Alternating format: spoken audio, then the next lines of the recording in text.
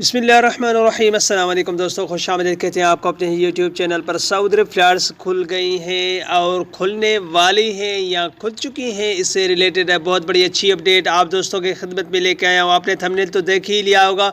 तो दोस्तों, वीडियो का आगाज़ करने से पहले अगर आप हमारे चैनल पे न्यू मेहमान आए हैं तो चैनल को सब्सक्राइब करने के साथ साथ बेल के आइकन को लाजम प्रेस कीजिएगा। जो भी हम नया वीडियो बनाएंगे उसका नोटिफिकेशन आप दोस्तों तक तुरंत ही पहुँच जाएगा। इस वीडियो को लाइक कीजिए और ज़्यादा से ज़्यादा अपने दोस्तों के साथ भी शेयर कीजिएगा। वो दोस्त जो अभी तक इस फ्लैट्स की पाबंदी की वजह से अपने मुल्कों में फंसे हुए हैं, वो इसी चीज़ का इंतज़ार कर रहे हैं कि कब फ्लैट्स बहाल की जाएंगे और हम भी अपने रोज़ी की तलाश में अपने मुल्क को छोड़ के सऊदी अरब के अंदर दाखिल हो सके, क्योंकि वो इकामे और एग्ज़िट एंट्री उनकी एक्सपायर हो चुकी है या होने वाली है और कफ़ील उनके एक्सटेंड कर रहे हैं अबशिर के ज़रिए, और 1 माह का उन्होंने इससे पहले के बादशाह की जानिब से किया गया था। तो दोस्तों, बिना टाइम जाने की इस वीडियो का आगाज़ करते हैं। तो दोस्तों, फ्लैट्स के हवाले से जो बात आप दोस्तों के साथ शेयर कर रहा हूँ वो एक चैनल है जिसका नाम है खलीज खबरें।